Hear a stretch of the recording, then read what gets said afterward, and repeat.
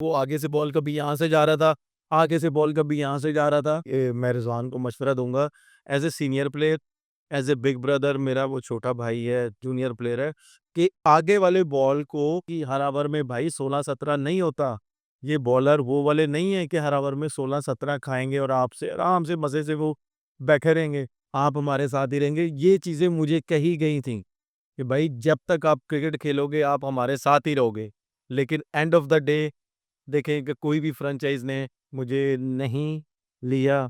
मैं fully credit Warner को देता हूँ कि वो आपको पता है इस टाइम इस लीग का वो सबसे सीनियर प्लेयर है और वो यंगस्टरों के साथ यंगस्टर बना हुआ है। सीनियर के साथ सीनियर बना हुआ, पूरी एक टीम को लेके चल रहा है, कोचिंग स्टाफ को साथ लेके चल रहा है। बिस्मिल्लाहिर्रहमानिर्रहीम, मैं उमर अकमल अपने ऑफिशियल यूट्यूब के चैनल से। जैसा कि आपको पता है कल कराची और मुल्तान का मैच हुआ और कराची ने जिस तरह की बैटिंग की, मुल्तान को समझ ही नहीं आई, उनको बड़े प्यार से एक साइड पे कर दिया कि वो टूर्नामेंट से ही बाहर कर दिया उनको।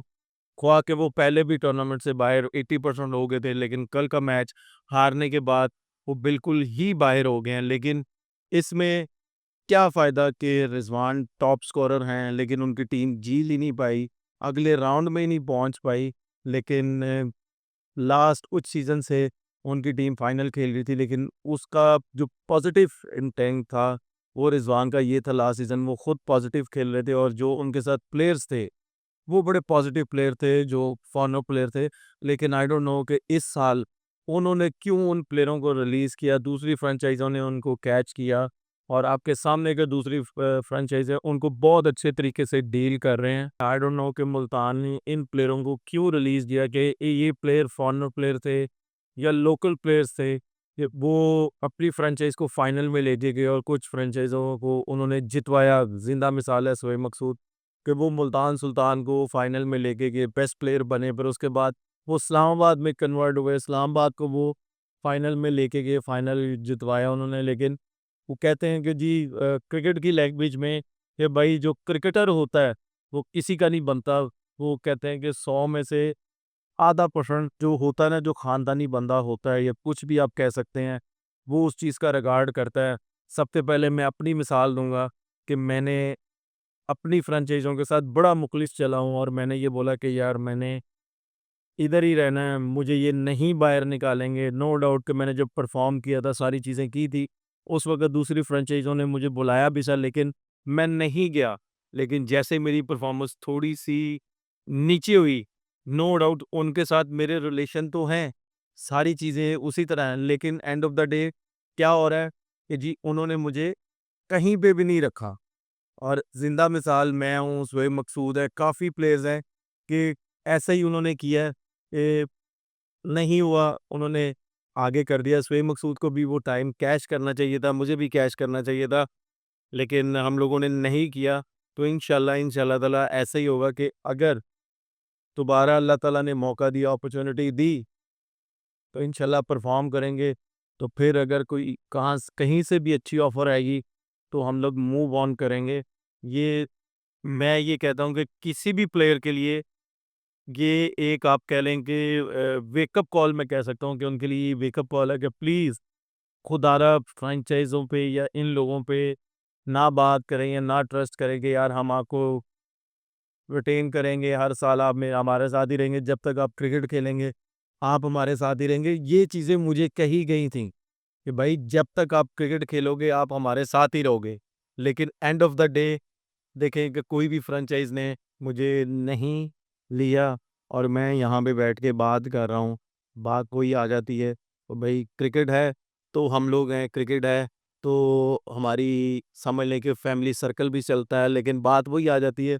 मैं एंड ऑफ द डे बात उसी पे करूँगा कि मुल्तान की और कराची का जो मैच हुआ है, कि जिस तरह की वार्नर ने बैटिंग की है और वार्नर ने ऑलमोस्ट सब फ्रेंचाइज़ों को और सब टीमों को एक वेकअप कॉल दे दी है कि भाई अभी मैं फॉर्म में आना शुरू हो गया हूँ और यहाँ की विकेटों का मुझे पता चलना शुरू हो गया। नो डाउट कि वार्नर ने पहले बैटिंग की और बड़े कमेंटेटरों ने भी सब ने बड़े सवाल किए कि भाई ये दोपहर का मैच है और ये क्यों वो पहले बारी कर रहा है, इसमें प्रॉब्लम क्रिएट हो सकती है। लेकिन वार्नर ने सबको एक वेकअप कॉल दी, कमेंटेटरों को भी वेकअप कॉल दी दे दी। आप कह लें कि सबको एक वेकअप कॉल दे दी, लेकिन अपने ड्रेसिंग रूम में एक पॉजिटिव मैसेज दिया कि विकेट बहुत ही आउटस्टैंडिंग है और उन्होंने जिस तरह की बैटिंग की है आउटस्टैंडिंग। फिर नीचे से आके खुशदिल शाह ने जो 13 बॉलों पे 33 की है, आउटस्टैंडिंग। बीच में जो इस टाइम आप कह सकते हैं कि इस्लामाबाद की टीम तो है कि वो नंबर 1 चल रही है, लेकिन अभी मुझे आप कह सकते हैं जो अंदर से फील हो रहा है कि यार कराची की टीम एक लेवल की टीम बन चुकी है और वो हो सकता है कि ये फाइनल खेले, और अगर ये फाइनल खेलेगी तो ये आराम से जीत भी सकती है। खैर आराम से तो नहीं, बड़ा टफ मुकाबला होगा, लेकिन मैं फुली क्रेडिट वार्नर को देता हूँ कि वो, आपको पता है, इस टाइम इस लीग का वो सबसे सीनियर प्लेयर है और वो यंगस्टरों के साथ यंगस्टर बना हुआ है, सीनियर के साथ सीनियर बना हुआ, पूरी एक टीम को लेके चल रहा है, कोचिंग स्टाफ को साथ लेके चल रहा है। मैं कहता हूँ कि जितनी तारीफ की जाए उतनी कम है, और स्पेशली मैं सलमान भाई को क्रेडिट देता हूँ कि सलमान भाई ने जितनी अथॉरिटी दी हुई है वार्नर को एज ए फ्रेंचाइज ओनर, मैं कहता हूँ आउटस्टैंडिंग, और वो इंटरफेयर नहीं करे, ना वो पहले करते थे, और वो उस तरह का रिजल्ट आना शुरू हो गया है। फिर वही मैं बार बार बात बोलूँगा कि मुल्तान ने जो टीम इस बार खिलाई है, जो सेलेक्ट की है, जो पिक की हैं, मेरी समझ से बाहर है कि उन्होंने क्या कर रहे हैं, वो क्या नहीं कर रहे। खैर, अब तो उनका सफ़र ही ख़त्म हो गया, अगले साल वो आएँगे तो पता चलेगा कि भाई ये टीम कहाँ पे स्टैंड करेगी अगले साल। वही बात आ जाती है कि सलमान फ्रंट टीम में खेल रहा है, उसको पता ही नहीं है कि भाई कौन-सा इटका मारना है, लेकिन वही बात आ जाती है कि रिज़वान के पास सिर्फ़ एक ही शॉट है, कि वो सिर्फ़ उस पे रिलाई कर रहा है। क्रिकेट में सिर्फ़ एक ही शॉट पे रिलाई नहीं करना, क्योंकि वो आप ये देखेंगे, वो आगे बॉल हो या पीछे बॉल हो, वो सिर्फ़ ऐसे बीच में से मार रहा है कि भाई मैं मिड विकेट या स्क्वायर लेग मेरी चली जाए। मेरी रिज़वान से एक ही मैं रिज़वान को मशवरा दूँगा, as a senior player, as a big brother, मेरा वो छोटा भाई है, जूनियर प्लेयर है, कि आगे वाले बॉल को अगर वो सीधा ट्राई करेगा ना, आधा मिडल होगा तो छक्का हो जाएगा, अगर ना भी मिडल होगा ना, तो सर्कल क्रॉस कर जाएगा। क्योंकि वो नया बॉल खेल रहा है, एज़ ए ओपनर खेल रहा है, तो आगे वाले बॉल को उसने सीधा खेलना है। उसके बाद देखना वो अपनी क्रिकेट में कितनी इम्प्रूवमेंट लेके आएगा। लेकिन ये मैं बात वही आ जाती है कि जी हमने किसी को ओब्लाइज करना हो, जैसे माशाल्लाह जी कैंप लगा देते हैं जी, पावर हिटिंग कैंप, और ये इस तरह की चीज़ें। और भाई खुदा के लिए पावर हिटिंग कैंप तभी लगाने का मज़ा आता है कि जब तक आप उनके माइंड में एक चीज़ डालें, कि भाई गेम अवेयरनेस उनके दिमाग में डालें, कि भाई अगर 12 की एवरेज है, हमने इसको कैसे लेके चलना है। ठीक है, हर ओवर में 12 नहीं होता, अगर किसी ओवर में 18 लग रहा है, 20 लग रहा है, या पहली बॉल पे बाउंड्री आ गई है, तो आपने उस ओवर को कैच करना है।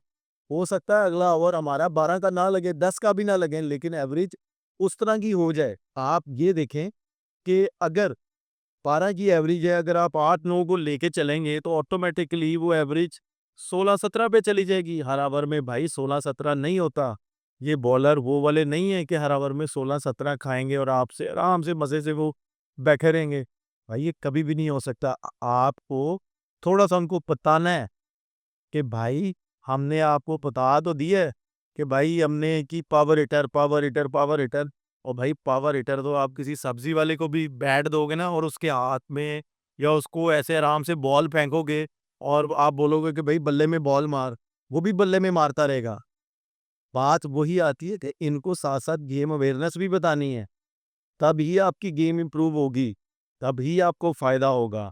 जैसा आपको पता है कि मैं अब बात करूँगा आज के मैच की, कि भई आज पेशावर का मैच है इस्लामाबाद के साथ, और ये मैच कह लें कि अगर पेशावर हार गया, तो वो भी टूर्नामेंट से बाहर हो जाएगी, और ये सारा डिपेंड करता है साइम अयूब पे और बाबर पे, कि अगर ये ऊपर से अच्छा स्टार्ट देते हैं, तो बहुत अच्छा होगा, पेशावर एक अच्छा टोटल कर सकेगी।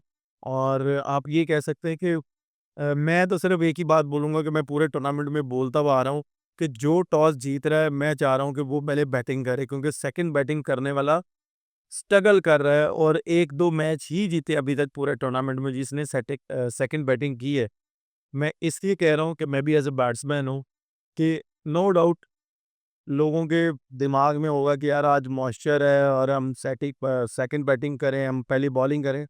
भाई अगर आप ये देखो कि अगर आप पहले बैटिंग करते हो ना, बॉल्स जब ज़मीन पे लगेगा ना, तो थोड़ा-सा बॉल रुकेगा, उसको मैनेज करना एज़ अ बैट्समैन आसान होगा।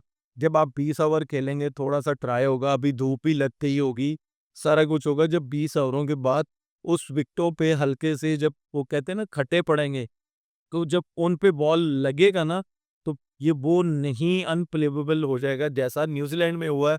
आपको पता है कि रिज़वान को भी बॉलें लगी, तो वो आगे से बॉल कभी यहाँ से जा रहा था, आगे से बॉल कभी यहाँ से जा रहा था, बाजुओं पे बॉल लगे, तो ये इस तरह हो सकता है।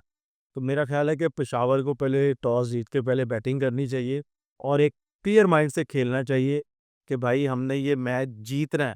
जैसे मुल्तान सुल्तान ने फ़ील्डिंग की, उस तरह की फ़ील्डिंग हमने नहीं करनी।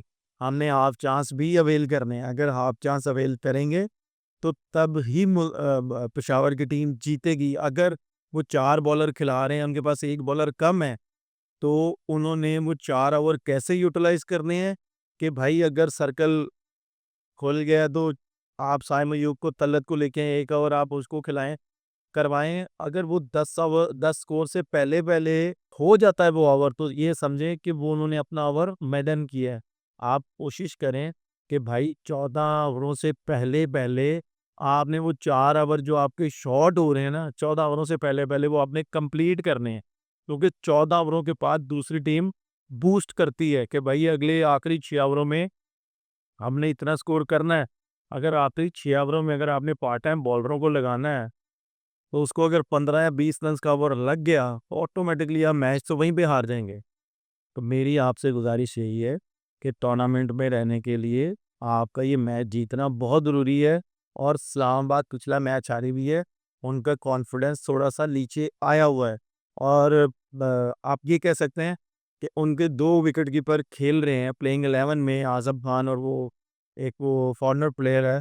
तो अगर आज़म खान सिर्फ़ सारे मैचों में नहीं परफ़ॉर्म हो रहा, तो अगर आप आज़म खान को मैच बाहर बिठा देंगे, फॉरेनर प्लेयर को as a wicket keeper batsman खिलाएँगे और वो दूसरे 2 मैच मैंने उसके देखे हैं और वो बहुत ही आउटस्टैंडिंग बैटिंग कर रहा है, बड़ी क्लीन हिटिंग कर रहा है। तो मेरा ख़्याल है कि आज़म अगर बाहर भी बैठ जाएगा तो फ्रेंचाइज़ को इतना दुःख मनाने वाली बात नहीं है। तो आप बाहर बैठाएँ, 1-2 मैच उसको बाहर बैठाएँ, उससे परफ़ॉर्म नहीं भी हो रहा, उसे बोलेंगे यार प्रैक्टिस करे, अपना थोड़ा-सा अपना माइंड चेंज करे या क्रिकेट से हट जाए वो, थोड़ी देर 1-2 दिन वो क्रिकेट ना देखे या आप कह सकते हैं कि वो क्रिकेट को एन्जॉय करे, प्रैक्टिस करे, तो फिर वो जब आप उसको खिलाएँगे तो बिग डिफरेंस नज़र आएगा आज़म खान में। तो मेरी राय यही है आज़म खान से कि अभी अगर 1 मैच रेस्ट ले लेगा कोई बड़ी बात नहीं है आप क्योंकि ये पाकिस्तान है। अगर कुछ हो गया ये लीग इसकी नहीं सही जाएगी या पीएसएल ये वाला ठीक नहीं जाएगा तो एक क्वेश्चन मार्क आ सकता है कि भाई नहीं परफ़ॉर्म कर रहा 2 साल से तो इसके लिए मुश्किल होगी बहुत ज़्यादा। तो इंशाल्लाह इस मैच के बाद फिर मैं आपसे वीडियो में दोबारा मिलूँगा। पाकिस्तान ज़िंदाबाद।